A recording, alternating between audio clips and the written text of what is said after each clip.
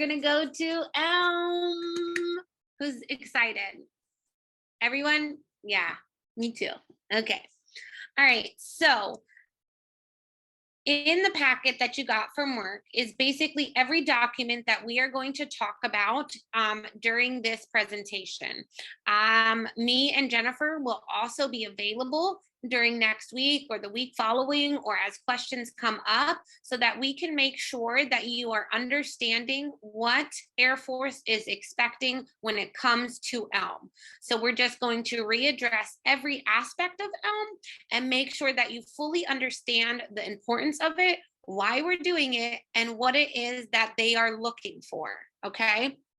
So I had this document, this PowerPoint at work, and it was great, and it was opening everything. As soon as I put it on my personal computer, everything just didn't want to work this morning. So I'm up at 6 o'clock this morning trying to sort everything out, but we're going to do the best that we can and make sure that you guys understand what's going on. Okay, so the purpose of this training is to understand and review the lesson plans. Infant, pre-taught, and toddler have their own style of lesson plans, where preschool has their own style of lesson plans. So we're going to go over both sides of the ELM, because I think it's important that everybody knows every aspect of ELM in case you get moved to a different age group, right? We want to make sure that if you get moved to preschool, you understand that preschool has a weekly schedule, which tells them exactly what to do each day. And if you go to infants, pre-tots, and toddlers, they have a block schedule, and it's what they're supposed to do for 2 weeks straight. Or even if you're covering a break, and correct, or any or even subbing in a classroom, ELM is the same across the board. Yes, yes. Thank you, Jennifer. Understanding and reviewing our planning forms. These are the forms that you fill out and give in to me and Jennifer weekly or bi-weekly for infant, pre-taught, and toddlers. So we're just going to go over those and make sure that everything that we're filling out is correct and meeting the guidelines provided by Air Force. We're also going to understand and review the focused observations. These are what we do for each child to make sure that we are helping them meet those developmental goals that are so essential in their growth. And then we're going to review and understand the snapshot. So like their assessment form, right? This is the form that we document where the child is, how they're progressing, what certain skills they need to work on, and so on and so forth. Okay. So we're first going to start with the lesson plans. So here's the lesson plans here. This is what it looks like.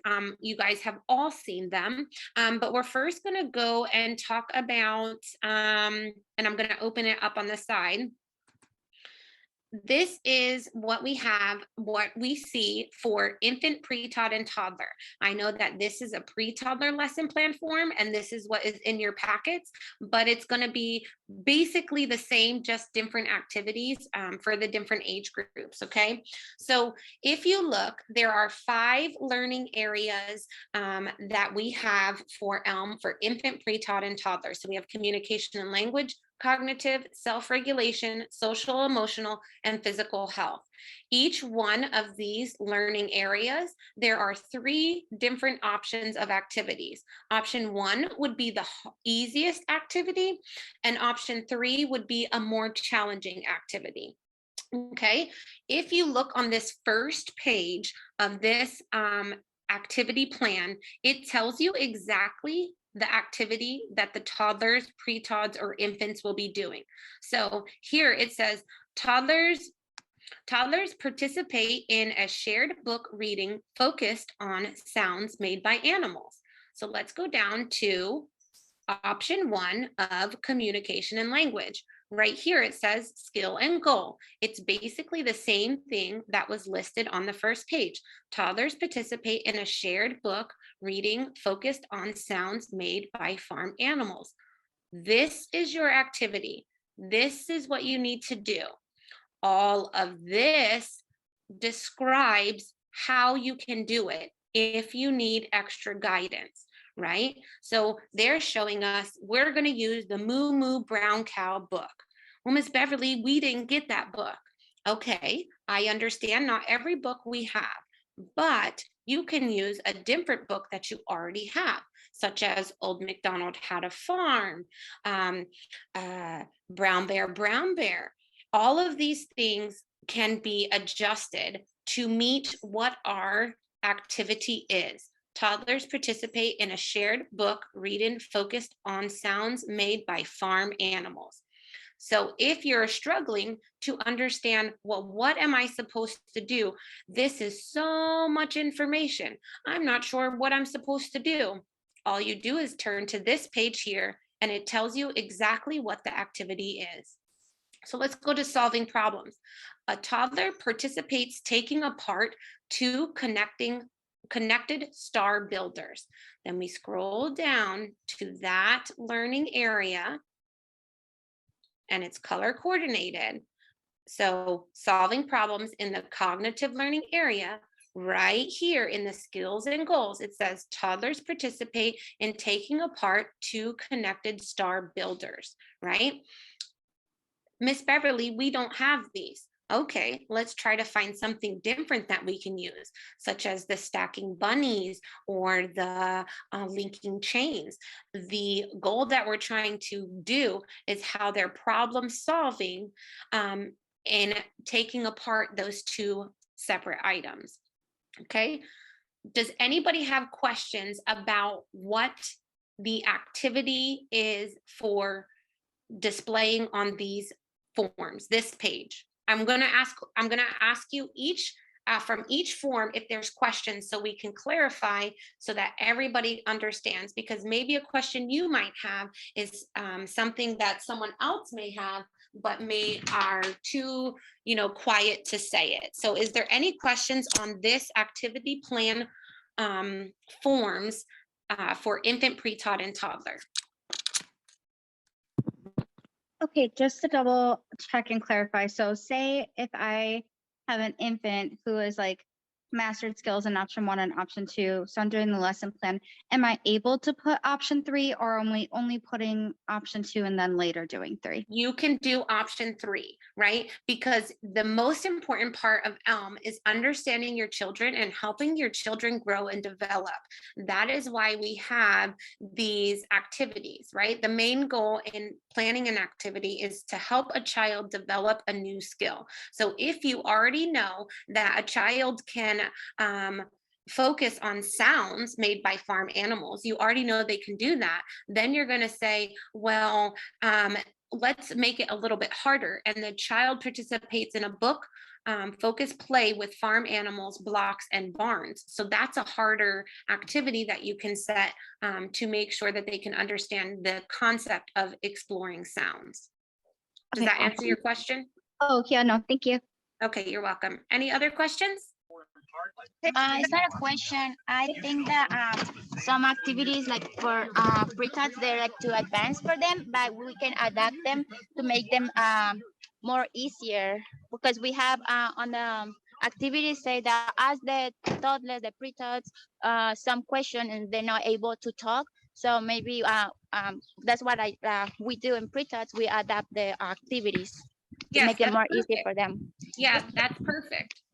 As long as we're meeting this concept, right? The concept of exploring sounds, we can adapt and adjust our activities as much as we want, but we need to make sure that they're working on this concept of exploring sounds. If you've noticed on each option, there is scaffolding tips. So scaffolding tips are where it could provide extra support, or it can also be things that you can make it a little bit harder. So for more advanced children. So that's also on the description of what you can do for the activity. But yes, definitely adjust it to meet the needs of your child and their development. Miss Beverly? Yes. Can I interrupt just 1 second? Yep. Amanda, Anna, and Bonnie, you guys can get off. Oh, yep. I'm so sorry. Front desk, you can leave. My bad. Thank you. Sorry. Thank you. You're welcome to stay if you want to learn about the curriculum, but it is not required. Sorry, guys. My bad. Thank you, Miss Alana.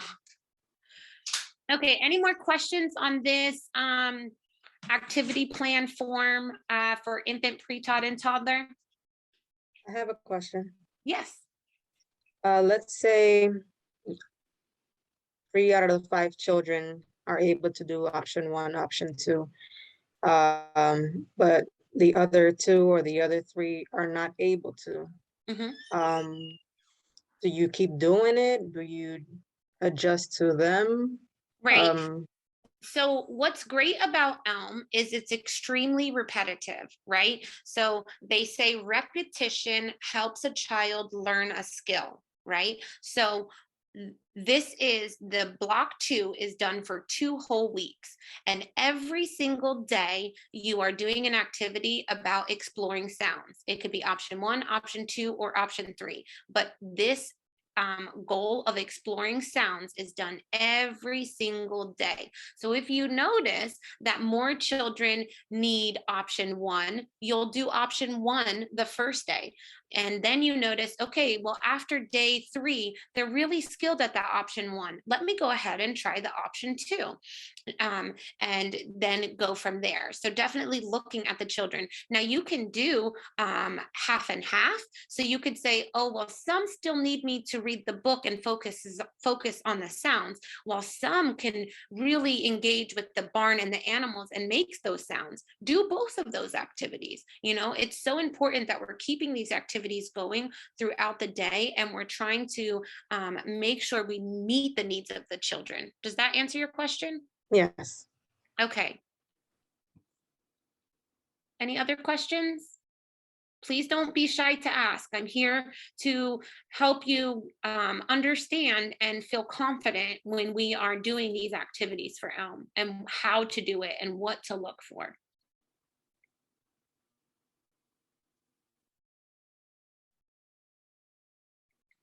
Okay, so if there's no more questions on the lesson planning for infant, pre-taught, and toddler, I'll move on to the preschool. Again, like I said, with the infant, pre-taught, and toddler, these are for a 2-week span. And every single day you are doing an exploring sound activity. Every single day you're doing a solving problem activity. Every single day you're doing a getting calm activity. Every single day you're doing an interacting with others activity. And every single day you're doing a moving your bodies activity. And I know it can seem, wow, that's so much. We don't have time. There's no way we could do this. I'm created a form to help with setting up times throughout the day that you can go ahead and start implementing these activities, because ELM is not optional. It is something that is required and we have to start doing and focusing on. We used to do activity plans that had like a Monday, Tuesday, Wednesday, Thursday, Friday, and it had 4 or 5 blocks, and we had to do all of those activities within that day. So it's the same, but in a very different format. All right, so I'm going to close out that, and I'm going to go and open up the preschool. Okay, preschool ELM is a little bit different, okay? So they have 7 learning areas that they focus on with the children. So this one includes social studies and science, right? So the main objective for this week is understanding words and letters, counting things, focusing and remember, understanding feelings, exploring where we live, exploring life cycle, and moving our bodies. And then right here, it tells you what activities you will be doing. So, or what the concept is that they'll be learning. So how to understand, comprehend, and interpret information in a book. And it tells you what days you will be doing those activities on. So we'll go down. Hold on, why isn't it working? Of course. So we're going to scroll down. Okay, so we're going to look at this. So this is week 21, day 1 of understanding words in the language and literacy learning area, right? Their skill or goal that they need to accomplish is oral language and letter knowledge. Children will understand basic information, including the meaning of several novel words in a book read out loud. children will also identify the name and the sound of the letter M, right? So, Miss Beverly, how do I do this activity? This whole form will tell you exactly what to do and how to do it. But our main goal and the concept of what we need to do is right here in this skills and goals, okay? Also, with preschool, they are requiring you to have a lot more materials. So you could look ahead and say, okay, for this, I need my letter M cards. For this, I need book of choice, chart paper, markers, and so on and so on. So this is kind of how we read the preschool lesson plans. And it continues on. So day one, here is your math activity, right? Number knowledge. Children will understand that each number in a number list is one more than the number before. Well, Miss Beverly, how do I do this activity? Here's how you do the activity. They even provided you with a little song that you can do. You know, this gives you everything that you need to do this activity to help them with this skill of number knowledge. Does anybody have any questions on the preschool activity plans?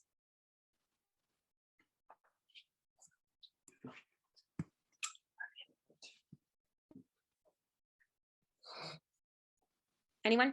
Anyone? Anyone? No takers? Okay. Again, I just want to know, is there like a specific schedule? How is it supposed to be? Right. So we're going to go into that Okay, well, so that we can make sure you understand when you're supposed to be doing these activities, what time of day, a schedule that you can follow, just to make sure that we are doing all of the activities that are listed for each day. Okay. Any other questions on the activity plan itself? No. Okay, so I'm going to go ahead and close that out. Again, me and Jennifer are here to answer any of your questions that may come up. We want this to become easier because we see that it has been a struggle. And so we want to make sure that we are making this as easy to understand as possible and all be on the same page. Okay, so now we're going to talk about the activity schedule. I know it looks blurry here. I don't want to make it big because then I got to go back and forth. But let's look at the ELM activity schedule for infant, pre-tod, and toddler. Okay, so here is an ELM infant, pre-tod, and toddler activity schedule. Okay, like I stated before, each one of these learning areas have to be done every single day. It is not optional. It is something that we have to do every single day, okay? So from 8 to 8:15, you're going to do your communication and language activity. No activity for infant, pre-tod, or toddler should last more than 15 minutes. And you say, Miss Beverly, we're so busy. There's so many things that we have to do. We have diaper changings and transitioning from breakfast and, oh, we have to get this ready. I understand all of that, but we need to pause for a moment and take that 5 to 10 minutes and do the activity that ELM is requiring and Air Force is requiring for us to do. So in between that 8 and 8:15 time frame, you need to stop and be ready to do your communication and language activity. And I know it is fully possible because when we have visitors coming into the program and we give you a time schedule of, okay, you're going to be going to see the fire truck at this time. Everything's magically done in your classroom so that you can come and see that fire truck. Everything's magically ready when a reader is coming into your classroom. So make sure you know who's going to do the activity, how you're going to do the activity, and be prepared ahead of time. Okay, so if we have this communication and language activity, say for infants, right? And we have to start getting the bottles ready and the breakfast ready, take a pause for a second and say, let's do this activity. It could be one teacher doing it with 3 children. It could be one teacher doing it one-on-one with an infant. It could be one teacher who's changing a diaper and is saying the animal sounds on the diaper changing table. You know, that's how we're going to make sure that we're integrating all of these activities every single day. So activities should never take more than 15 minutes. This is a schedule that you can follow that can help you stay on track, okay? If we want to see that this is the schedule you're following until we or you as a classroom can come up with a better schedule. So for right now, in between 8 and 8:15, a communication and language activity needs to be happening. Between 9:30 and 9:45, one of your cognitive activities need to be happening, and so on and so on. Make sure all supplies are ready for each learning area the Friday before the block starts. Make sure each child is offered each activity, even if they are not being observed. So we'll go into the observations in a minute, but every child is offered every single activity, okay? You still have to be doing activities with children all day long. So if you say, well, I did my activity here from 8 to 8:15, now I could just sit back and relax. That's not the case, right? We constantly have to be engaging with children. We constantly have to have activities out. We constantly have to be communicating and engaging with those children, okay?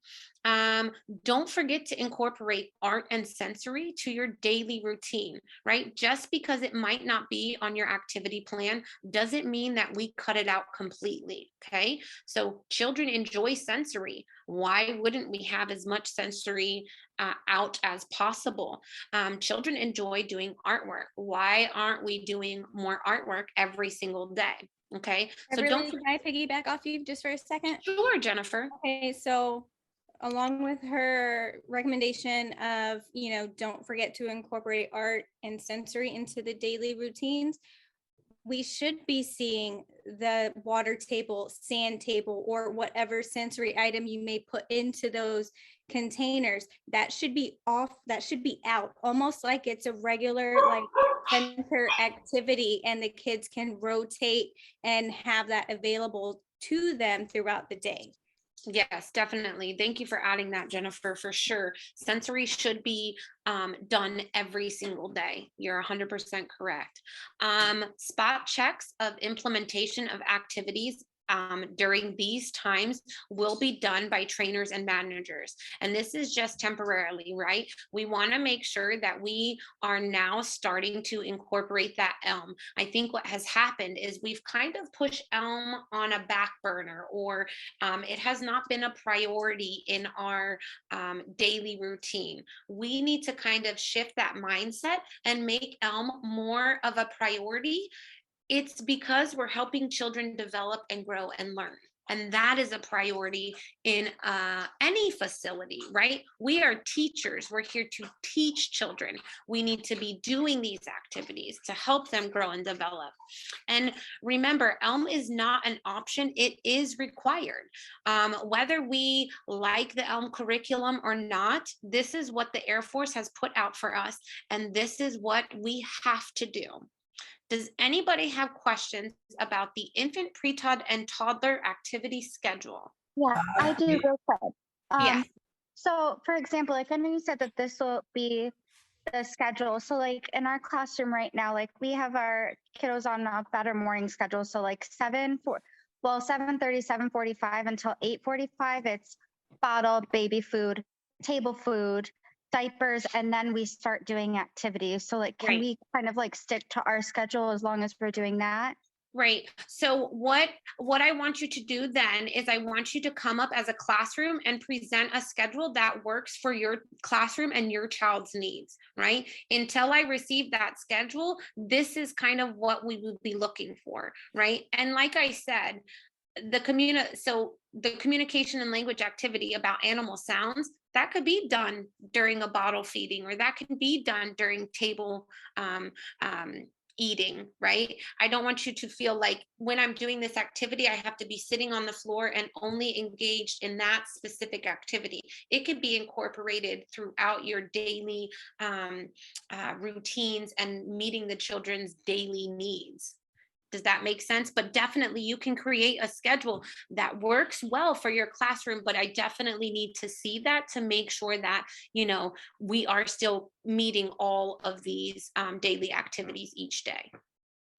No, And that if makes I sense. may interject to what Ms. Beverly said already about the importance of ELM curriculum, we've been trying to kind of change the mindset of our customers. Indeed, what we're called child care center, we're in reality an early childhood center when our kids come to learn. So the cognitive and physical development of these kids is very important because all of us are educators. And when somebody comes and tells you your child care, I think it's always good to say this is an early childhood center when your child is coming to learn and develop. And I can never sell that enough times, because it is important that the community knows that the children are coming to this center to learn, and that we are teachers, we are teaching professionals. Yes, thank you, Dr. B. Katie, I'm sorry, was there something that you also wanted to add? Oh, no, that was it. I just wanted to double check with that aspect. That's okay. Okay, Thank you. okay. Does anybody else have any questions in regards to this activity schedule? I have a comment. Yes. Oh, it's actually a question. Okay. Would it be a good idea to maybe post a lesson plan, not only, at the entrance of the classroom, but also in the book area and also outside in the playground, just as a reminder? And also because I see that, sometimes we're outside and it's gorgeous, and it's kind of sad to tell the children, oh, let's go inside, we have to do ELM or something like that. Instead of doing that, kind of forcing it, maybe just Right. go and be like, oh, okay, it's a self-regulation activity or it's a cognitive activity. And what is the activity? And can I do it outside as we are here? Yes, 100%, 100%. So Yes. maybe we should be. Something that you can do instead of having copies of those, your lesson plan everywhere, you absolutely can write yourself little key things that remind you of those activities on an index card and keep it in your smock. I know, but it's anytime you pull it out. this is mostly for people.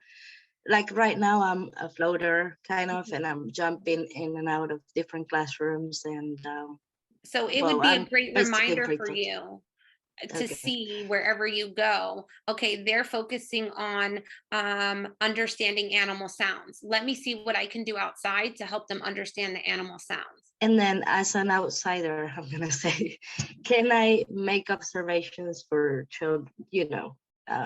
I'm right now in this classroom. I saw an observation from a children Yeah, so children in another classroom. Can I go to the teacher and be like, hey, here's an observation for you or something? Right. So the way that they have us doing observations is very different than how we did it in the past, right? Okay. So we'll go over that observation Okay. form so that you can fully understand it. But 100% yes, you can provide the teachers with observations. 100% yes. And you brought up a great point about having the lesson plan posted in different areas. I think that is absolutely a great suggestion to help someone like who is doing breaks. Let me look at this lesson plan and see what they are working on today, or what skill I can help a child develop. One thing that we can do is, we know if, say, this is outside playtime, do your cognitive activity outside. You don't have to bring the children inside and sit them down so formally and say, time out, everybody freeze, it's time to do a cognitive activity. Or this one, the 10:30 to 10:45, time out, everybody go inside, self-regulation activity. We don't want to see that, right? We want to incorporate it into their daily routine. So if they are outside, we're doing that self-regulation activity outside. Thank you. You're welcome. Question. So we have the schedule that we can accommodate to our needs in the classroom. So we're not doing the two groups anymore, like splitting the kids, one group inside, one group outside. And no, you're still splitting the children. If that's what your age group or your classroom is doing, you're still splitting the children, because this communication, so we'll say, let's look at this cognitive activity, and that's between 9:30 and 9:45. Group A is outside and group B is inside. the inside teacher can do the cognitive activity inside, and the outside teacher can do the cognitive activity outside, right? It doesn't have to be done in a whole group, especially for infants and pre-tots and toddlers. They focus more on a one-on-one or a small group activity, because that's how children, you're going to be able to identify them individually and see where their needs are and what kind of adjustments you need to make to help them meet that goal in that, say, communication and language or that cognitive activity. So does that make sense? Did that answer your question? Yes. Yes. Okay. Okay. Any other questions on this activity schedule? Me, I have another question, a comment. Okay. With it, when you have, I mean, with my group, I'm talking about my age group. With Okay. the time, very hard to divide two group. We Mhm. tried that before.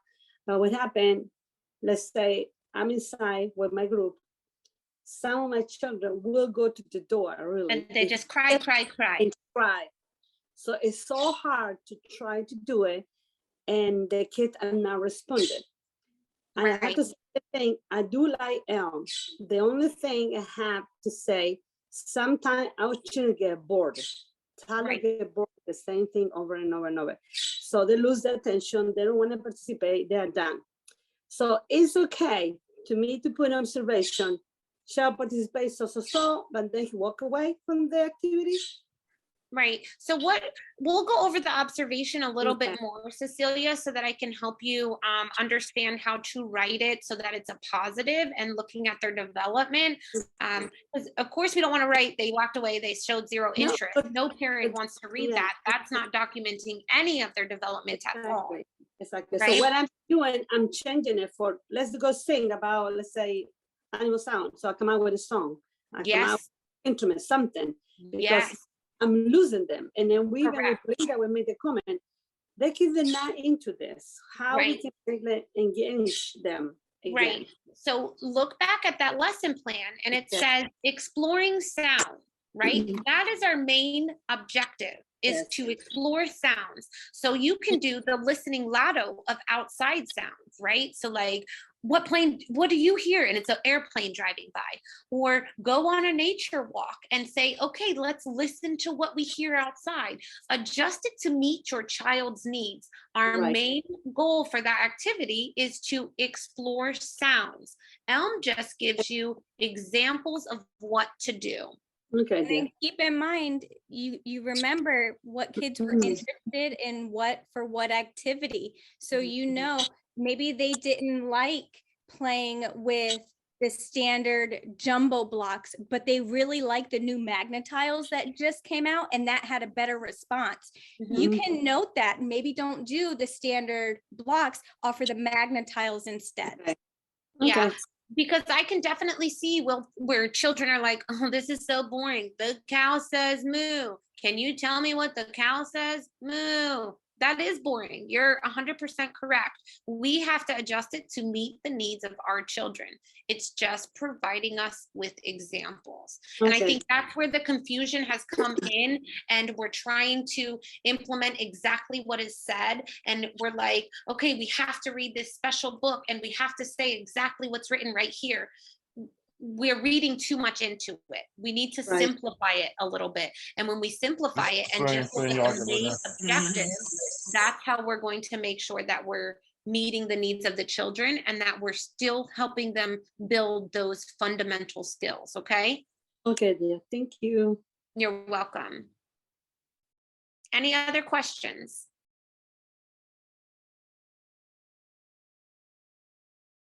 No?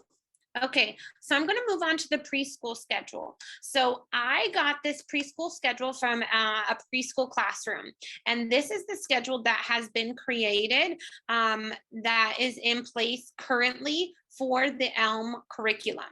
The main thing with the ELM curriculum is that you have your language and literacy in the morning and your mathematic activities in the morning.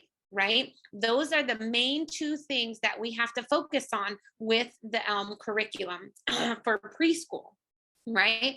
So they have separated the in the larger preschool rooms, they go into groups. In the smaller preschool rooms, they kind of do it all together as a group. What I want from preschool, because they're saying, well, this doesn't work for a single ratio classroom, or this doesn't work for our classroom. I want you guys to come up with a schedule, because this is the one that you guys are currently using. If this is not working for you, I want you to come up with a schedule that will work for you, that implements and demonstrates how you're still doing these teacher guided activities. When you're doing the activities in the preschool classrooms, it is way more focused, right? It is, we're sitting down and we're learning about, we're doing this specific exact activity, right? We're still being able to adjust it to meet the needs of the children, but we want to make sure that the ultimate goal for that activity is being achieved. Okay, so if this current preschool daily schedule is not working for you, please create another one. It could be on a blank piece of paper and I can type it up for you, that you feel will work best for your classroom. Does anybody have any questions about the preschool daily schedule?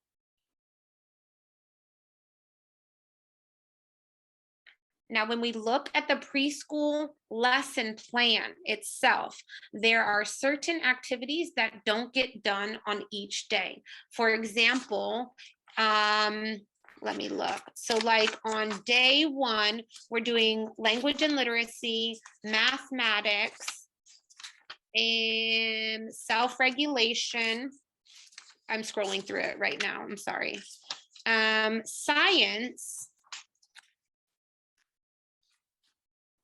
and that's it. So we didn't do social studies and we didn't do physical health.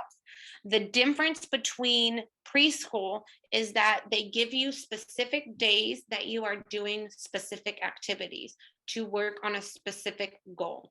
So for example, if you look at the science, exploring the life cycle, you focus on how to record on a chart things we know about, know and learn about frogs. That's done on day 1 and day 3.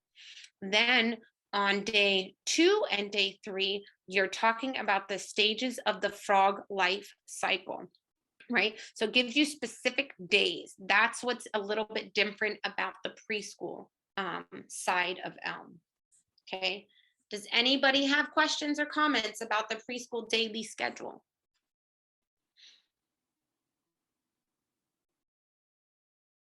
From what I have observed with the preschool age group, for the most part, everybody is doing their language and literacy in the morning, and everyone is doing their mathematic activities in the afternoon. I honestly cannot speak on what is happening for the self-regulation and social emotional activities, or the science or creative physical activities. I do see activities happening in the afternoon, but I honestly haven't observed, like physically gone in to observe and seen these are the specific activities you are doing. I do see you separated into groups or sitting on a circle time. But from the most part, you guys are following this preschool schedule. All right, so if there's no questions on the daily schedules, I will move on to the next part of this. Okay, so now we're going to go to the planning forms. This is what is turned in to Jennifer and myself, right? So Jennifer receives the infant and pre-tod planning form, and I received the toddler and the preschool planning form.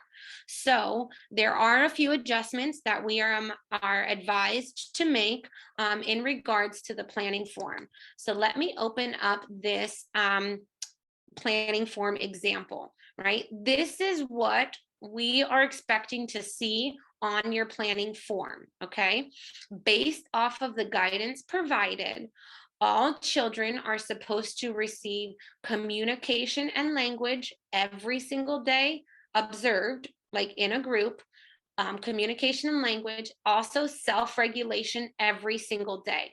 This is where you will see the all and the all, I'm sorry, not every day, on Monday, Tuesday, and Thursday, forgive me. So we're doing communication on Monday, Tuesday, and Wednesday. So you see all are receiving it, all are receiving it, all are receiving it. Self-regulation on Monday, Tuesday, and Thursday, everyone's receiving it, everyone's receiving it, and everyone's receiving it.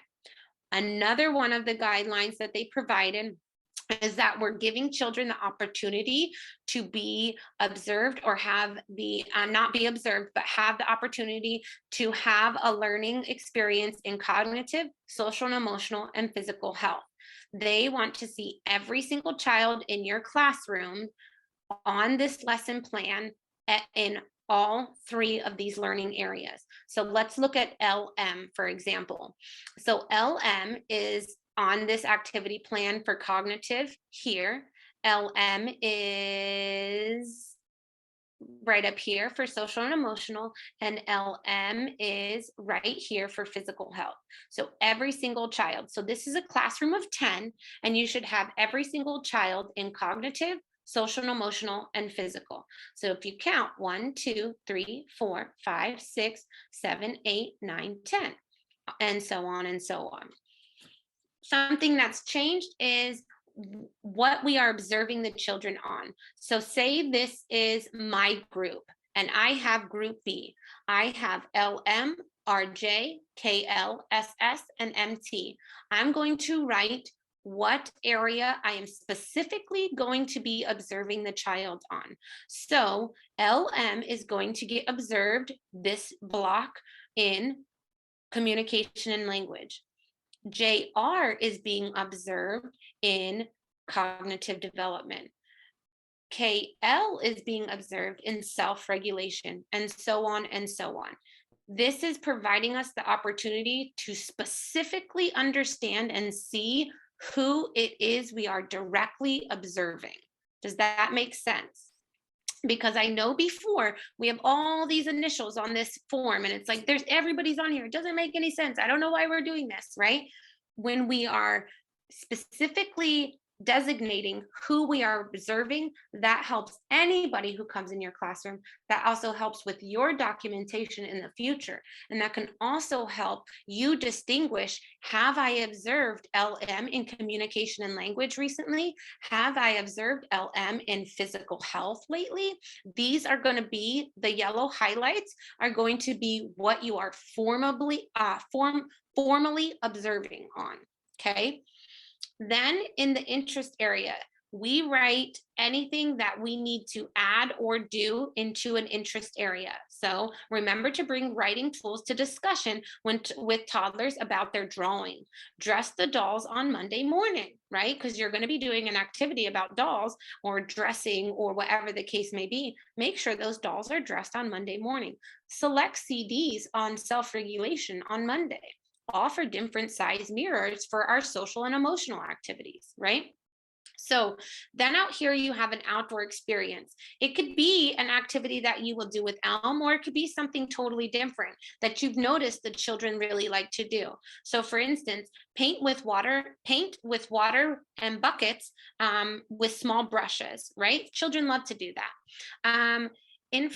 Connection with families. Invite parents to share family engagement with child. This helps to enhance activity on being part of a family. So you've done an activity throughout the week, or you will be doing an activity throughout the week about being part of a family. Having parents share pictures of their child being engaged with family can help a child maybe understand this concept a little bit more.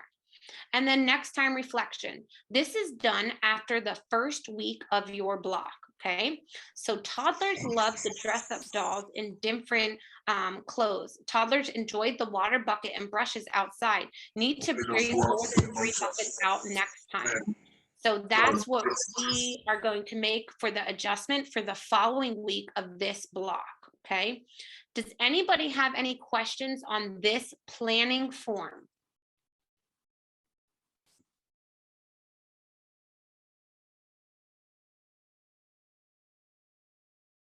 Are you serious? No questions? Wow, okay then. Okay, so what we have also created is a ELM lesson plan checklist, or the ELM planning form checklist. I just have to change the wording on this a little bit. So, oh geez. I don't know why it opened it up like this. Okay, so this is a checklist that you will use to help make sure that you're meeting every single criteria for that planning form. So for example, your classroom is listed. Let's see if I can pull it side by side. Okay, let's minimize it. Watch, I'm probably gonna mess my whole computer up if I do this. Okay. So let's put it side by side and show how this form is just going to help you make sure you're doing everything that is required. So your classroom's listed. Yep. Pre-TOD 7. Initials of all staff assigned to room. Yep, that's me, Jennifer, and Alana. We're good. Block starting and ending date because it's 2 weeks. So this is May 16th through the 27th. Group listed for observation. Yep, my group is listed right here for who I'm doing observations on. Then right here it says 2 informal gatherings are twice on Monday. Informal gathering, informal gathering. 2 informal gatherings are twice on Tuesday. Informal gathering, informal gathering. That's where we have the all. 2 informal gatherings are twice on Thursday. Informal gathering, informal gathering. So then it goes to each child's initial is in cognitive. We talked about LM, how he's in cognitive. He's also in social and emotional, and he's also in physical health. So just making sure that each child has their initial in each of these learning areas. And then child being observed is mark OBS, right? So we have LM, JR, KL, SS, MT. All of the group here that we will be observing. Your interest areas are all filled in and complete. Your outdoor experience is complete and filled in, and your connection with families is complete. This is done after you complete the first week of this block. Okay. Does anybody have any questions about this ELM lesson planning form checklist? I'm just going to change the title so that you know what we're it's exactly what it's for. You can do the highlight if you want. I feel it makes it easier for you to read. You can just highlight who you're observing so that you can make sure that you are specifically observing those children in that learning area. But this is the checklist you'll be using along with this planning form. Any questions on this checklist or this pre-TOD toddler infant planning form? So real quick, for the interest area, it's no longer going to be like carpet or at the table. I was doing that. So now it's just what you'll be like preparing it for, like that. So it can be, so say for your social and emotional, right? You could look and say, okay, well, let me pull that, hold on. So I'm gonna look at social and emotional for that week, and it's interacting with others. That is our main focus for social and emotional for that week. You can add anything to an interest area to help support that interaction with others, right? So it could be like block building, set up, or doctor set, right? Check your child's heart rate or check your friend's temperature or whatever the case may be. This is going to just basically be on what we are learning for that week and how we can make sure that we're meeting the interest with others in that social and emotional category, if that makes sense. Okay, yeah, thank you. You're welcome. More questions? I have a question. I'm ready. Oh, okay. The question is, for this group of kids that you have listed, like the 5 kids that are being observed, are that's the 5 kids we're going to focus on for the 2 weeks span? Yes, ma'am. So as far as observation. As far as observations, yes, ma'am. So we're going to observe LM 2 separate times in communication and language, right? And we'll go over the observation form and I'll show you how it ties in all together. But these are just the specific children that you know for sure, I have to catch an observation of that child. So in toddlers, Okay. you would have, so in So toddlers, for, go ahead. I'm listening. I said, I so just, for- one of my ears was stopped up, so I got the thing up to the other ear. oh no, I'm so sorry. So for Go ahead. toddlers, your group B would have 7 children, right? If you have 14 children assigned to your room, half of them are being observed per block. Yeah, I figured that much. I just knew this was for pre-toddlers because of the number. Yes. I was just getting the clarification as far as like half and half. Yes. Yes. I'm sorry, Miss Bev. Yeah, It's Daisy. I got it. I understood now. Okay. Thank you, Miss Sharon. Okay, I Daisy, have you a can go question. ahead. Sorry. Thank Go ahead, you. Mrs. Oh, is that me? It could be Okay. Miss Cecilia or Miss Daisy. Either Okay. one can ask their question. I have a question, very quick question. Okay, we're gonna have 6 children. Well, we have 6 children, and my group is 8. An example, let's say one of my kids is out those 2 weeks of ELM. Mhm. Can I add my child to the next week, to the next group? B? 100%. Add it to 100%. Belinda? Yes, because we have to make sure that each child is getting a full observation form once a see. month. And we'll go over the observation form in depth a little bit more. But if your child is gone for 2 weeks and he's on your group, you can add him to Belinda's group or Alicia's group, okay? Yep. So to piggyback off of that, think about it. You guys have an entire month to Right. get those observations that you need. So now if the child is taking a month vacation to Bora Bora, obviously that's different. Like you're not going to get it for that time period. Mhm. Well, I was talking that because I have a child that was in vacation for 2 weeks, and then she got test positive for COVID, and I still not seeing her. She came for 1 Right. day. So that's a different situation. Then you just document in the Okay. child's folder, could not be observed from this week to this week because of such and such, right? Yeah. Now, if they're here for a week, you should be able to get that observation in, okay? Perfect. Thank you. You're welcome. I know Daisy had a question. Daisy, do you want to go ahead and ask your question? Yeah, I'm sorry. I'm still trying to get like used to ELM. I just Yep. recently started. So this all sounds kind of like mumbo jumbo to me. But so I wanted to go back to when you mentioned the observations for like LM and like JR, the ones that are highlighted in yellow. Are those specifically kids that like need more assistance? This is children. Right. So we'll kind of go over the snapshot as well. It all kind of ties in together. But basically, LM, we're going to observe LM in communication and language. Either 1, because he's excelling in it, or 2, he needs more support in it, right? Either way, we need to make sure that we can document that he is meeting that special skill of exploring sounds, and that we can make adjustments if needed, or if we need to know, okay, he's mastered that skill, we can move on to the next skill in communication and language for him. So either or, it doesn't, we just need to make sure that we're observing each child in each learning area throughout the course of the time that they've been in our classroom. Okay. I hope that answered your question, but we will definitely go over the observation forms and the snapshots as well, so that we can kind of all tie it in together and it makes sense. Okay, thank you. Okay, you're welcome. Any other questions? These are great questions, and I'm so happy you guys are asking them, because I want to make sure that everybody feels comfortable and confident, you know?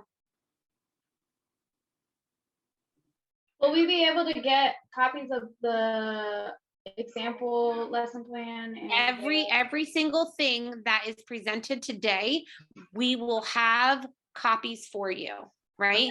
And every single thing that is discussed today, we can also work individually one-on-one to help you understand these concepts or these things, okay?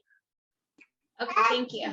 You're welcome. And it's also being recorded and it'll be put on YouTube, so you can go back, play it, pause it, write it down, and do it that way if you need to.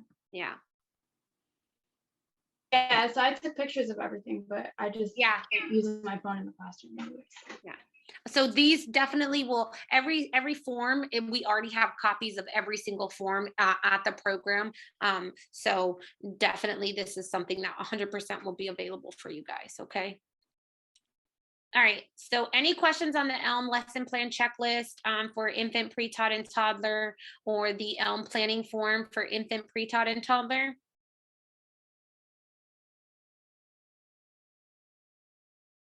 Okay, if not, we're going to go ahead and move on to the preschool planning form. Okay, so preschool planning form looks very different from the infant, pre-taught, and toddler planning form. Okay, so what I have done is I have broke it down step by step, section by section, so you can understand what needs to go in what area for your planning form for preschool. Okay, so in this pink box here, this is where you would write adaptations to activities, right? This is where you write the adjustments that you need to make to meet your children's needs to do the specific activities for each of these learning areas, okay? This blue area right here is the tailored learning support. So this is where you write what support you will do to help a child meet the skill that you are observing. So each child that you are observing, so say if you have, for this week, you're observing 1/4 of your children and you have 24 children. You will have 7 children's initials here, where and then what you're going to be observing Are them you in. showing something? Because I can't see it. What do you mean? Like, you want are an you showing? example? No, I thought you were showing something. Never mind. I have an example filled out already that I'll put side by side with this so that you can see exactly what I'm talking about, okay? All right. So then so basically you would write your child's initials here and what adjustments you need to make to the activities to help that child meet the skill that you're trying to observe them on. In this center area, you're writing any changes that need to be made to the centers to kind of go along with the activities that you're doing. So it's broken down by like language and literacy, mathematics, and so on and so on. So it kind of like goes across like that. These are for other centers. So any changes to any other centers that you're going to make, right? So like housekeeping area or outside, not outside play. I'm sorry, that's down here. So like housekeeping area or, I don't know, table toys or whatever the case may be. Outside experience. So this is what adaptations you can make to bring activities outside. So you're going to look at the activities that you have for that week and figure out, hey, what can I do to bring it outside? What activities can I do outside? Okay. And then connections with families is how you will connect with families this week. Anything that you'll do to connect with a family throughout that week. This part right here, right? A lot of times when I'm getting lesson plans from preschool, right? This is kind of blank because they say, well, Miss Beverly, how do I know what the reflection of is the week if we're still doing it, right? Or we're going to start it. Well, the guidance is that we need to write the reflection of last week, right? So this needs to be filled out before turning it in. So if you're turning your lesson plan into or your planning form into me on Wednesday, you can just talk about or reflect what you've seen on Monday and Tuesday of the week that you're currently in, okay? So this does have to be filled out before you give it to me. Okay, so what we're going to do is we're going to open the side by side and we're going to show the example from what I filled out and hold on. Yep. From what I filled out from what they're expecting to see on these planning forms. Okay. This is from the, oh dear. Okay. No. Okay. Jesus, take the wheel. I don't know why it went blue, but we're just going to roll with it. just kidding. All right, so why did it go blue? Okay, just kidding. We figured it out. I'm not technical. This is really hard for me, but we're figuring it out as we go. Okay, so this is the ELM planning form for preschool, and it's filled out. This is filled out for the week 21 lesson plan that we were talking about, or that you have in a packet. Right? So let's look at the adaptations for ELM activity plan, right? If you look at the activity plan for language and literacy, the goal is understanding words and letters, right? On day 1, it talked about focusing on the letter M, right? So something that I can adapt and maybe meet the needs of my children because they are more hands-on, touchy kind of children, I'm going to bring different items to the large group that start with the letter M, right? This can show them visually in a different way how they're meeting that skill of identifying the letter M. Right? I'm not writing exactly the activity that ELM is wanting me to do. I'm writing adjustments I'm making to the activity to meet the needs of my children, okay? Does that make sense so far? I hope so. Then we're going to go on to the tailored learning support. This is where we're doing our observations on children and how we're going to utilize this to put it on the children's snapshot, which we will go over the snapshot. So child BB is going to be observed in the language and literacy activity. So what I'm going to do to help BB understand this concept of understanding words and letters, for example, the letter M, I'm going to have BB hold items and say what the item is and what sound the letter starts with, right? So if we're working on that letter M and I have a microphone that I brought to circle, BB is going to hold the microphone and say, it's a microphone. Microphone starts with the letter M, microphone, right? It's just creating a new way of learning to meet the child's needs, especially BB, who is maybe a hands-on, touchy child who needs to make a connection in a different way other than just an M note card, okay? So we go to centers, right? So add baskets of letter M toy items, right? So that's what I'm going to do to this language and literacy activity. I'm going to add the basket of letter M toys and items, right? This can be used throughout the day. It could be brought outside. It could be brought to the housekeeping area. It could be at table toys. You know, this is going to help them understand the concept of the letter M in a different way. And it's going to be done throughout the day so that they can learn and see how the letter M ties into different words, different items, okay?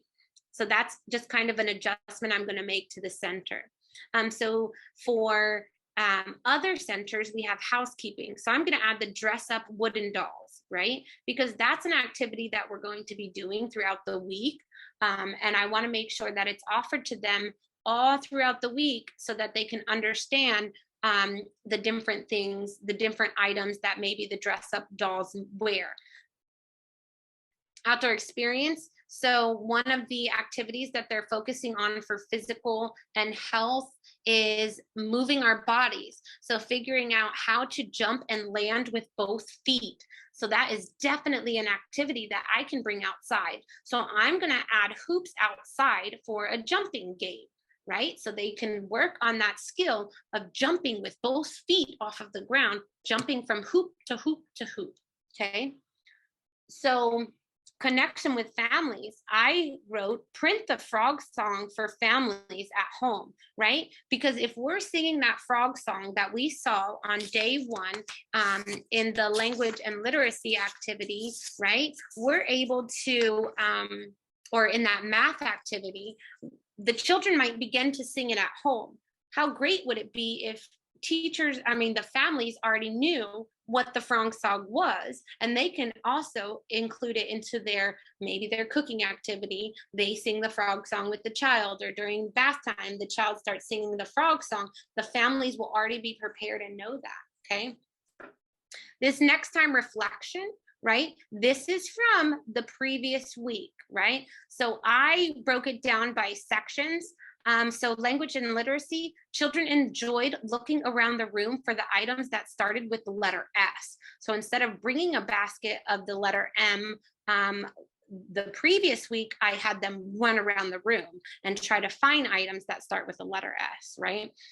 Children engaged more in planned activities while inside versus outside. So that physical health activity, maybe I thought it would be good outside, but I realized they didn't want to do anything to do with an activity outside because they just wanted to run and play. So this just shows me I need to do those activities more inside.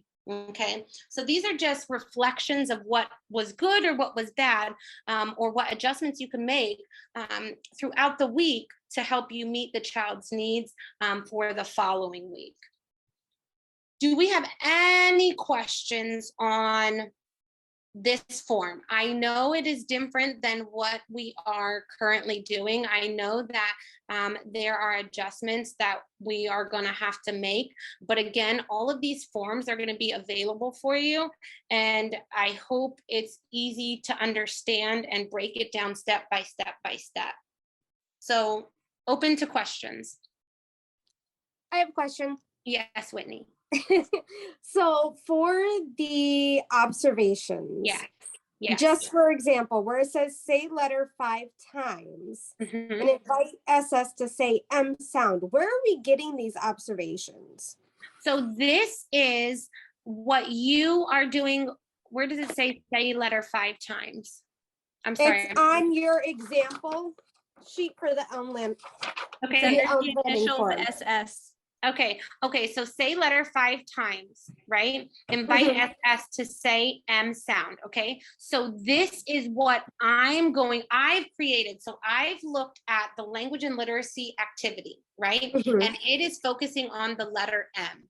And I know SS might really struggle with understanding the letter M, right? But I want SS to be able to understand the concept of the letter M. So I'm going to repeat the letter M 5 times and invite SS to say the M sound, right?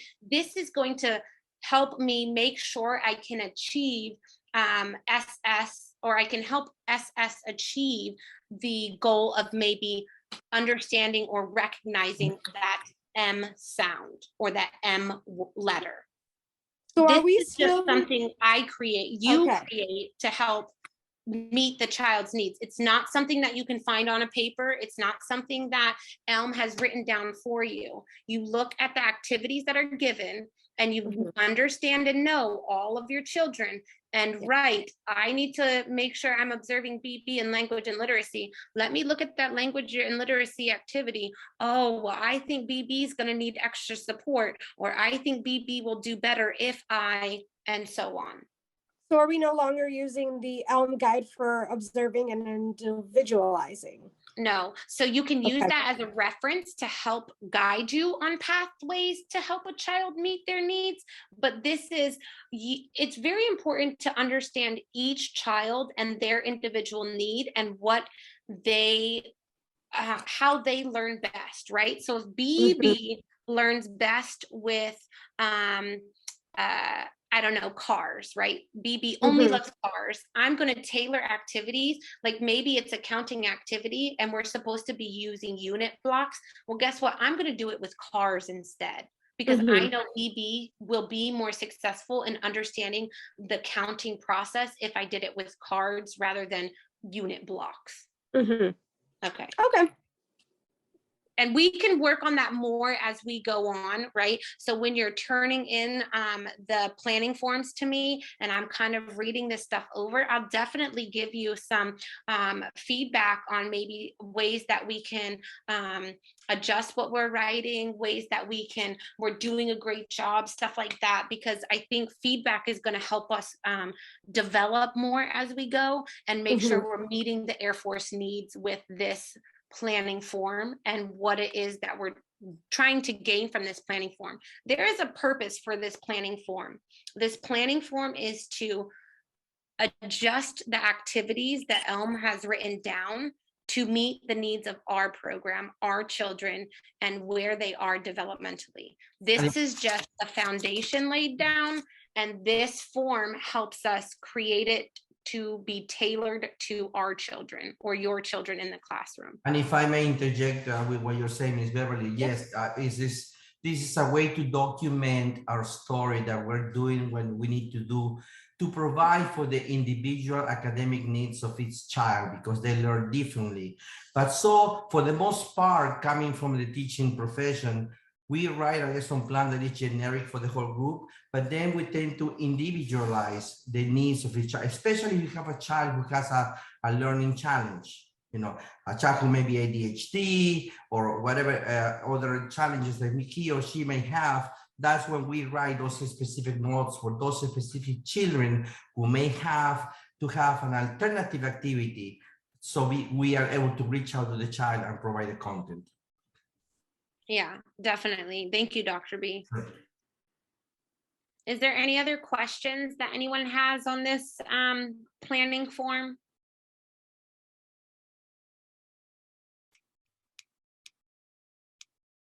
Again, we are here to support you as you sit and do your planning form next week and you have questions, please come find me or Jennifer.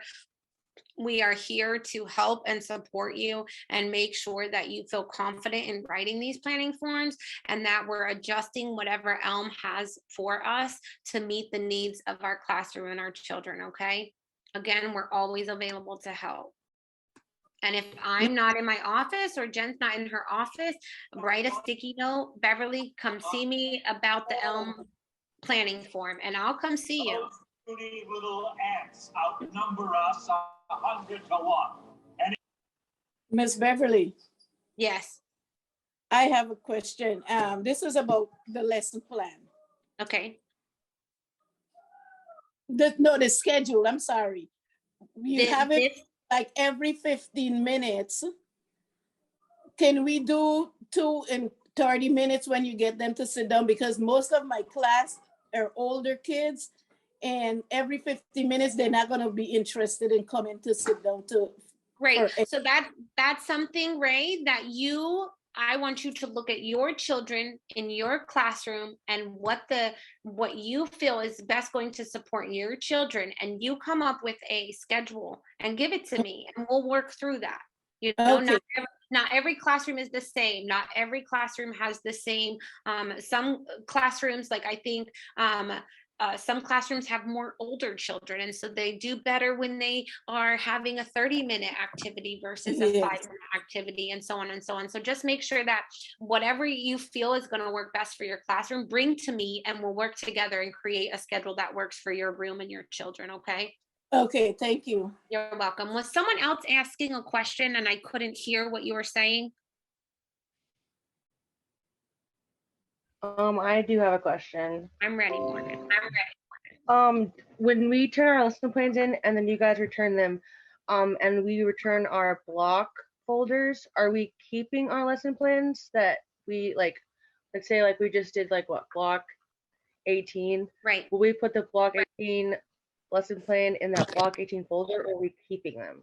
So what's going to happen is you're going to start maintaining your lesson plans. So I want you to create a folder or a binder of something that you have that shows each block lesson plan. I know in the beginning I was keeping them and I was putting them in basically in your binder box thing. And so I do have your, say, block 1, block 2 lesson plans. They're just in the box, but for now, you, from this point on, you keep your lesson plans. Is that what we agreed on, Jen?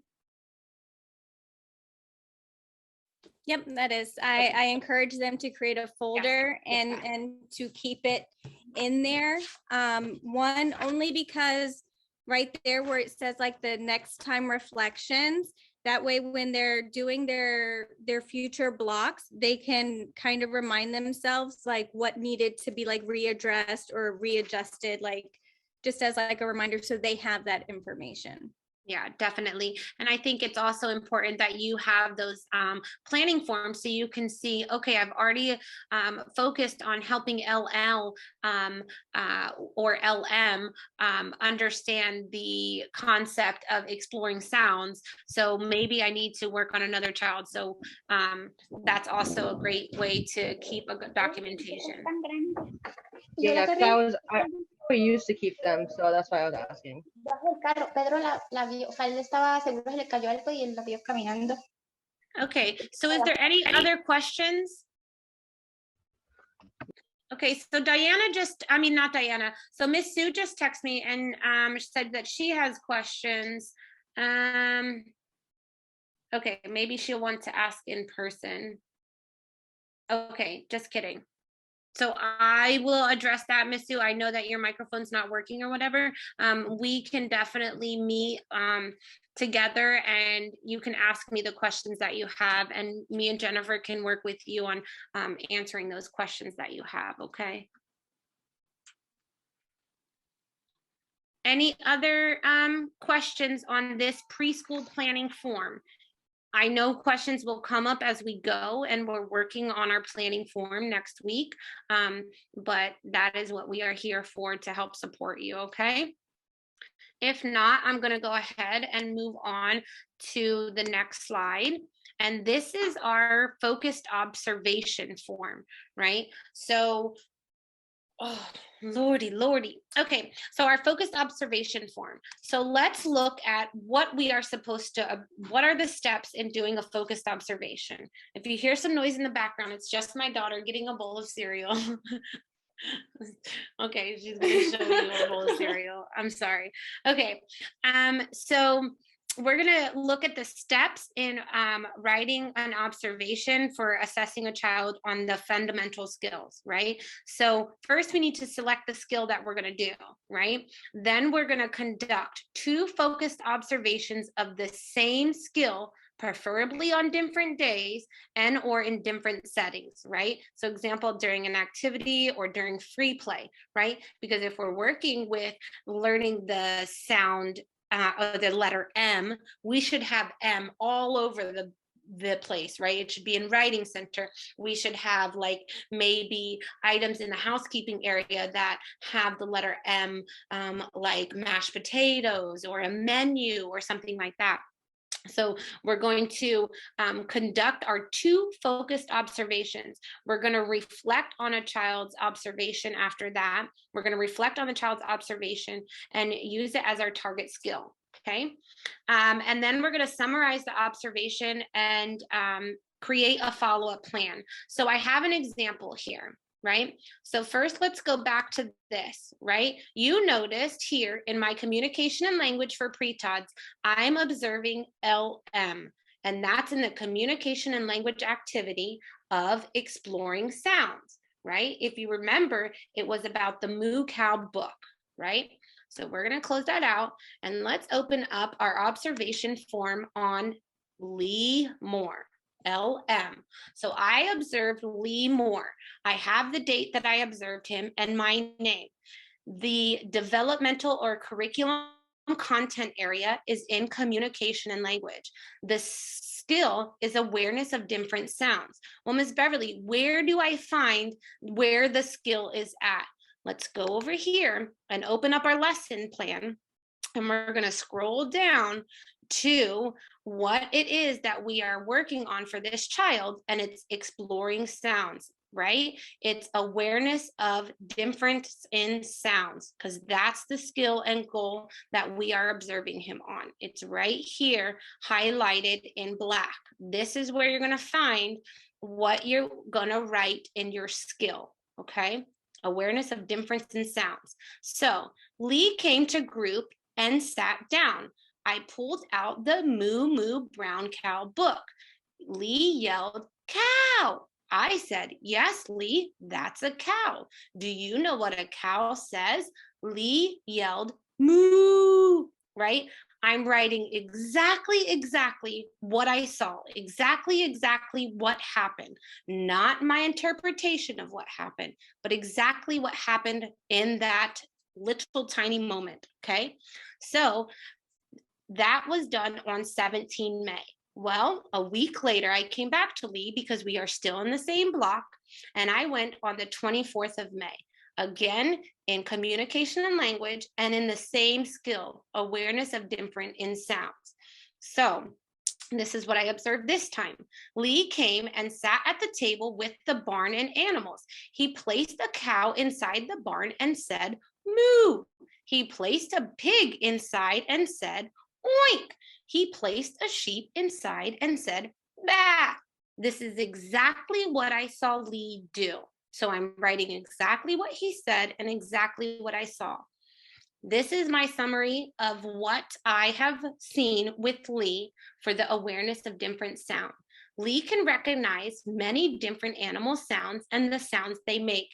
He plays independently and makes animal sounds to match selected animals, right? That's exactly a summary of both of these observations.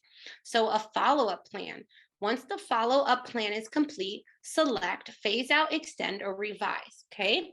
So do activities that Lee can become aware of different sounds, like outdoor sounds or inside sounds. For example, we could do the listening lotto. So I'm going to extend this activity or this awareness, this skill of awareness of different sounds into different sounds like outdoor sounds or indoor sounds. This is how an observation should be done. Is there any questions? And it's very much similar for the preschool observations. It's just like you just find the skill in different area. Any questions? I have a question. Okay. Okay. So I thought that you did 2 blocks on one observation sheet. Like they were the same skill, but it was 2 blocks. No, so what it is we're doing this observation within that block. So if we are on block 2, I'm doing the 2 observations in that block. I can observe him doing this activity on the 17th of May, and then I can observe him doing this activity on the 18th of May, as long as they are 1 day apart, but within the same block. Okay. Okay. Does that make sense? Is that Ashley? I'm sorry. Yeah, that was me. Okay. Okay. I just want to make sure it makes sense to you. I don't want to confuse people. I know that everything has been so confusing and everybody's kind of like wish-wash. And so I think with the new guidelines that we were provided and me and Jen worked together, you know, we're trying to make it as simple as possible so that people can understand exactly what Air Force is asking from us. Okay. Yeah. I thought it was like, I knew it had to be the same skill, same child, same everything, but I thought it was like block 1 was the top and then block 2 was the bottom. And then you summarize both and then follow-up plan. No, I didn't know it was all the is same in block. the same block. Yeah. So from this point on, right, we're not going to make you change what has happened in the past, right? So from this point on, we're going to do it all in the same block, right? In the same developmental curriculum content area and the same skill. It doesn't have to be the same activity, but it's still the same skill. Because if you notice, this one I observed when he's reading the cow, when I read the cow book, well, he totally excelled at that because he already knew that it was a cow and he already knew a cow said moo.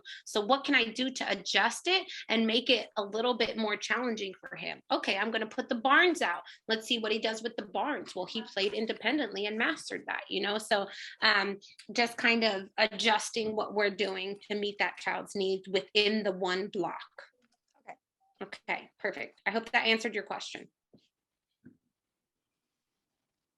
So Oh, Miss Beverly. Hello, Miss Sharon. So you wrote extend on this particular activity, right? I wrote, So yep. You wrote extend. So when you put extend, do we have to put extend somewhere on the lesson plan, or can we just extend that activity throughout, We're just extending the activity. Yeah, but we don't have to like document it. No. Okay, I understand. Okay. I got it. Okay.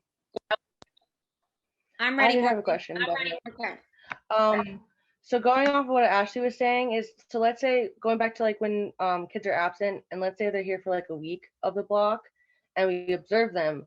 Could we then, let's say we observe them in communication, and let's say they come back 3 weeks later for the second observation, could it be a different activity then, or would we need to save that activity from that block? Right. We would need to save that activity, right? Because ultimately we want to see how this child has because we can't distinguish what a child knows off of one glimpse of an observation. And I think that's why they're having us do 2 separate observations on the same skill. Because then we can get, maybe that child was having a bad day that day, or maybe that child was hungry when you did the first observation. So I think having the 2 observations. So say if you did this on Lee on 17 May, and it's awareness of different sounds, right? And then he was gone for 2 weeks. You need to keep this observation card and say, okay, I need to go back at some point during the week that he did come back and see where he's at on this awareness of sound activity, and then do another observation. So let's say they go on vacation. Could we ask you guys, like, let's say we don't have that block binder anymore. Should we just keep a copy, scan it out front? Or can we come to you guys and just ask for the picture, like the activity? Either or. Okay.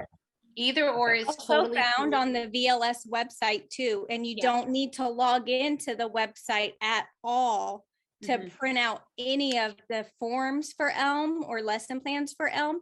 You just go to the left-hand side, press the little, there's 3 lines, press down, select ELM, and you guys have access to everything. Yeah.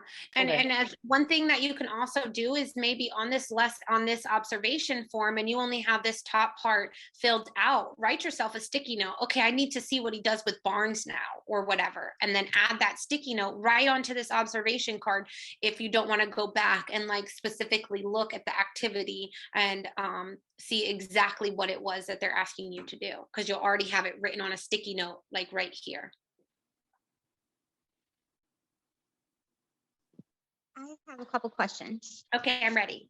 Okay, sorry.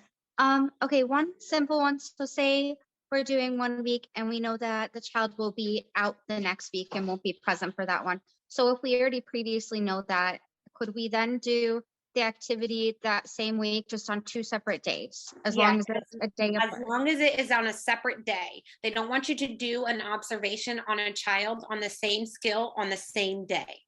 Okay. So that's good. And the second question, because I know it's kind of went back and forth a couple times, but for infants, when we're done doing the activities and the sheet is filled out, so do we always do extend with infants then? I mean, are we saying that they're not technically mastering the skill then at that time, not until they're in pre-tots, or? Yeah, I think it's just something that you feel, right? So for example, if exploring sounds, this could have been a phased out activity, right? Because basically what they're asking you to do is explore sounds. So it's repetitive language, expressing language, I'm sorry, I lost my train of thought. Okay, so repetitive language, expressive language, awareness and difference in sound, right?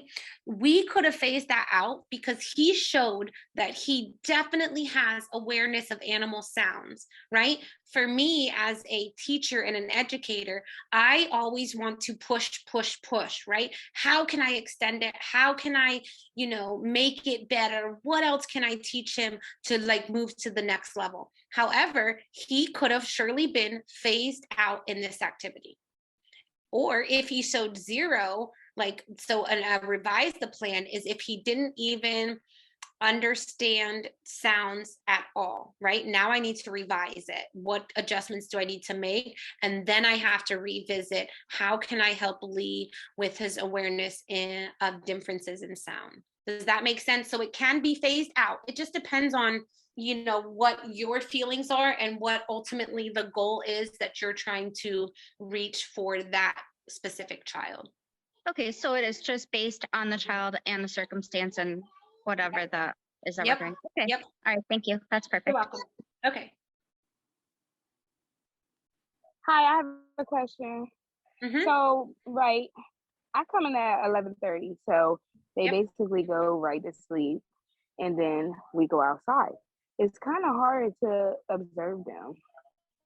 Right. So that's why we need to take a look at our schedule and figure out what adjustments we need to make to the schedule, right? Because ELM is not a option. It is required, right? So we need to figure out what we can do with your schedule in that classroom so that we are making sure that we're doing these 2 planned activities. And it doesn't have to be everybody sit at a group and everybody sit down and listen and we have to do this.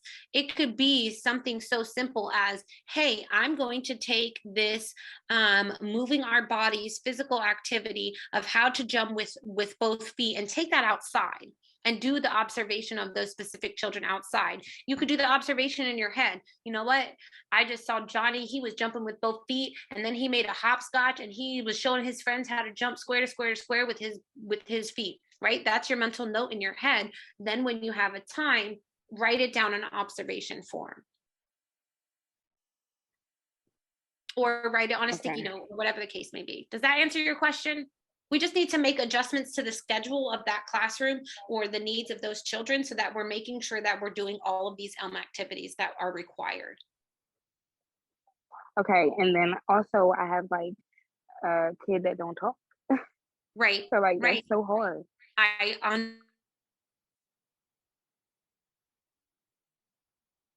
when 1 won't sit and listen, 2 has 0 interest in ELM, 3 who doesn't talk, 4 who doesn't understand English, 5 who just plays in the toilet, 6 who just wants to throw blocks all day long, right?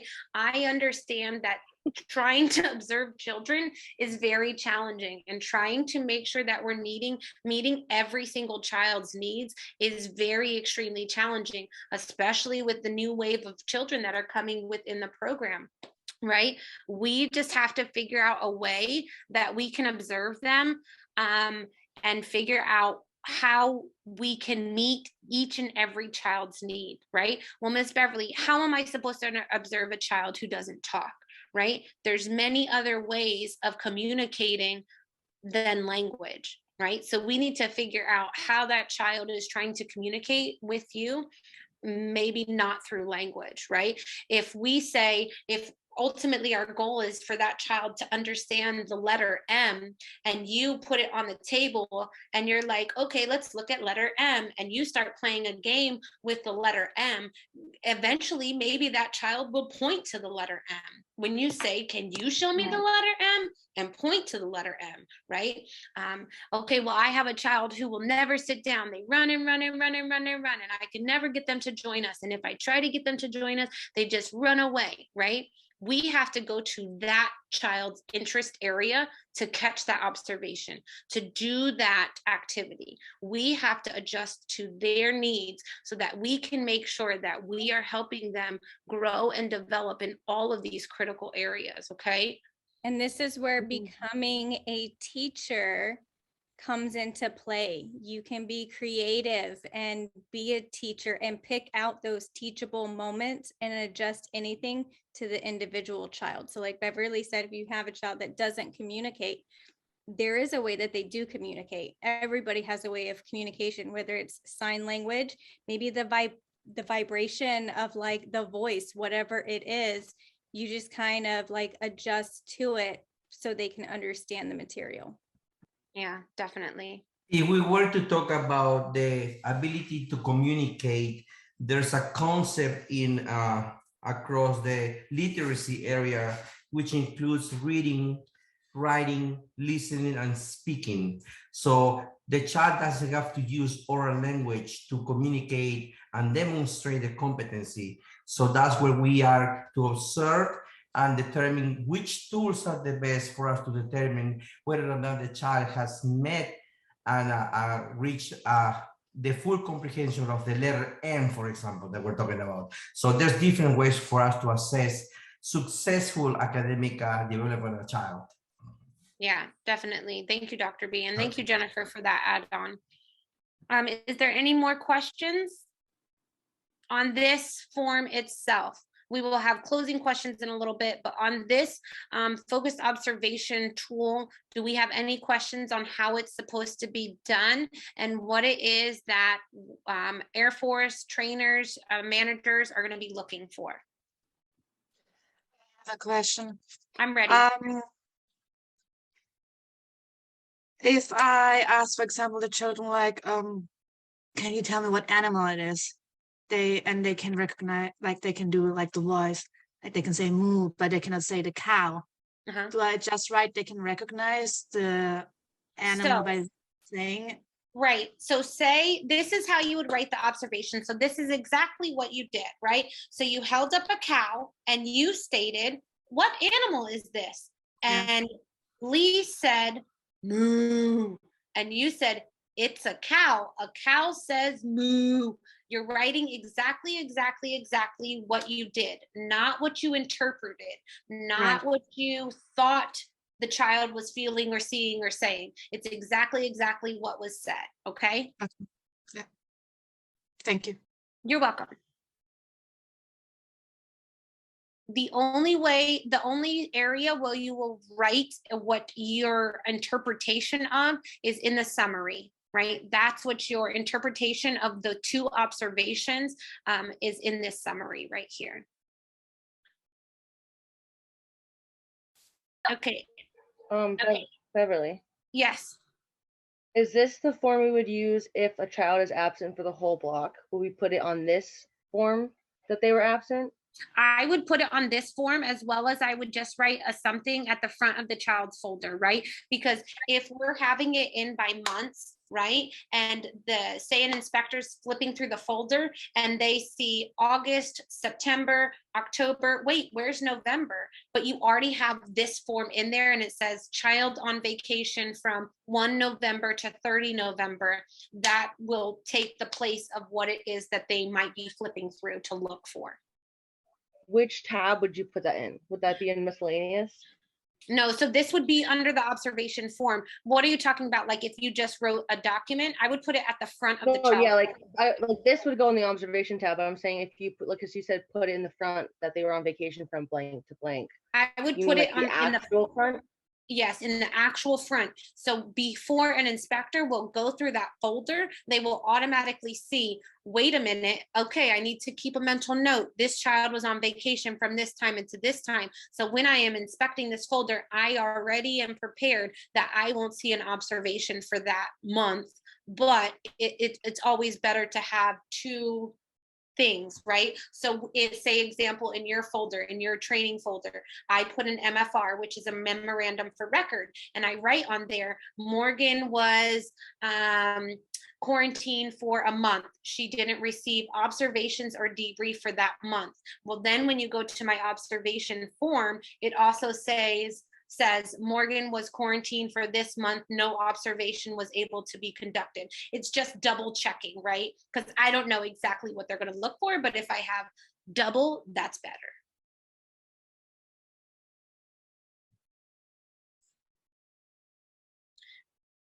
Okay, so we're going to move on from this observation form, and we're going to go to our last form, which I feel is the easiest form.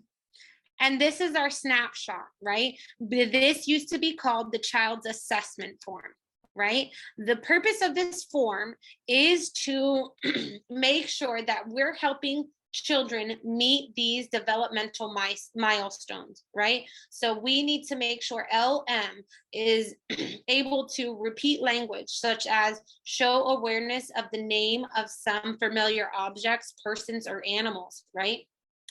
So we'll look at that observation form that I just did, okay, for Lee over here.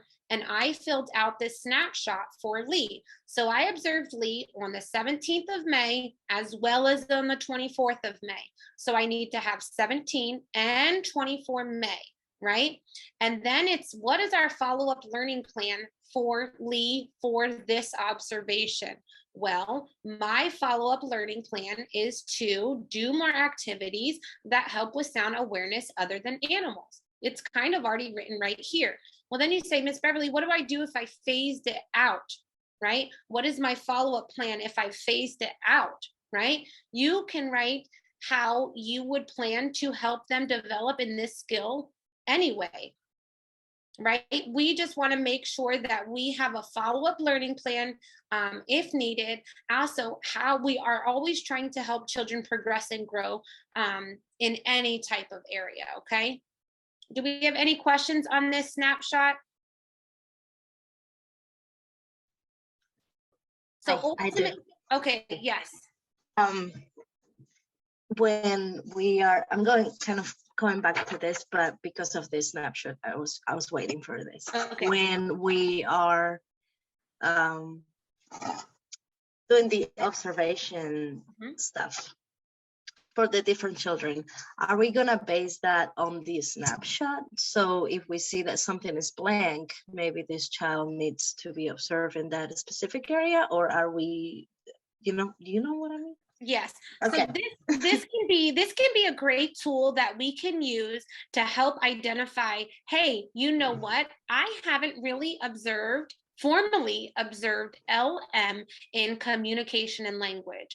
So next time it's my time to observe on a block, I'm going to look at what one of these activities I can maybe try to focus my attention on and see where he is developmentally.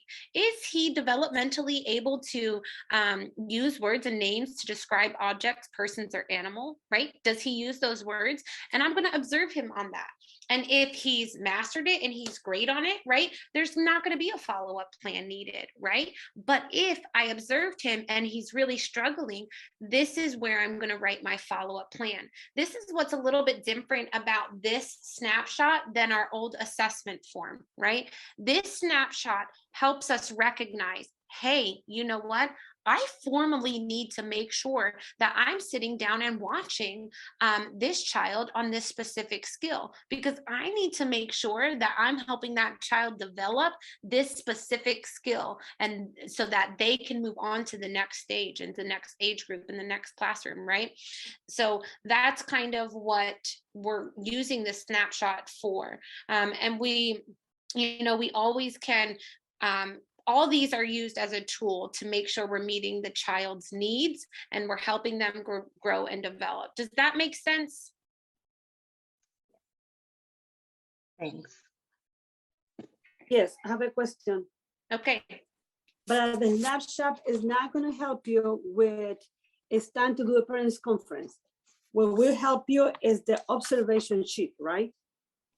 Yes, so I didn't even add parent conference forms in this training because I don't want to overload everybody. No, right? with this, with this fun, Miss Beverly, it's fun. But when I'm trying to figure it out, I don't need to look at the snapshot when I start writing the parents conference, right? We will readjust all the parent-teacher conferences closer to the time, right? Okay. We'll have a more detailed discussion about what it is the parent-teacher conference form is, how we fill it out, what the purposes of the parent conference form is, and so on and so on. Okay, perfect. Thank you. You're welcome.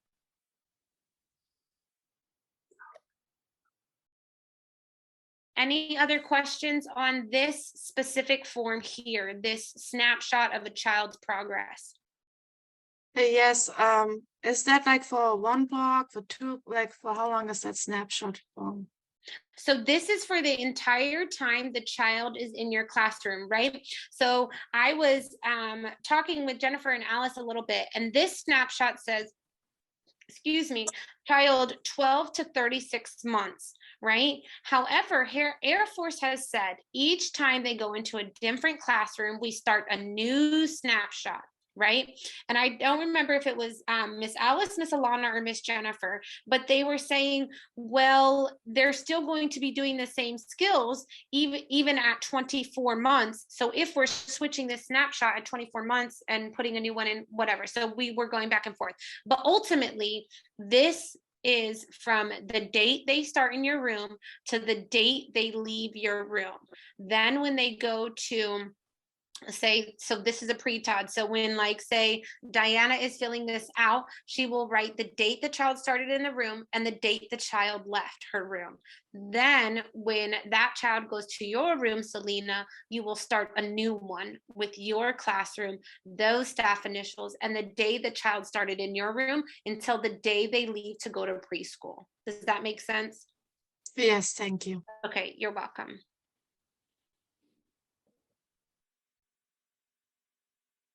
Okay, any more questions on this ELM snapshot sheet? Nope. Okay, so I'm going to close it out. All right, so this is the resources that we got all of the information from. So we have the ELM Curriculum User Guide, birth through 36 months. There are hard copies of this ELM User Guide within the program, as well as it is available online at any time that you can go and kind of look over this ELM User Guide. All classrooms should have received a copy of the ELM User Guide. However, it can seem extremely overwhelming when looking through this ELM User Guide, but all the information that we got to create this training is from the ELM User Guide, birth through 36, as well as the ELM User Guide 3 through 5 years. And then, like, all the lesson plans and stuff like that, that came from the ELM curriculum from VLS. Again, like Miss Jennifer stated, you can log in at any time and go to that ELM curriculum in VLS, and you don't have to be logged into an account. You have access to that ELM VLS at any time. Okay, is there any questions on VLS? I mean, not VLS, ELM. Yes. Can we Okay. get more than one computer? It is so hard to get on a computer. So what is it that you're needing on the computer, Miss Ray? Like, I know it's hard that we have one computer. You know, I can also provide you guys access to my computer if needed. I know that Maria for sure will let people go look on her computer for things. I know Miss Alice has helped people on the computer. Right now, as it stands, that one computer is all that we have.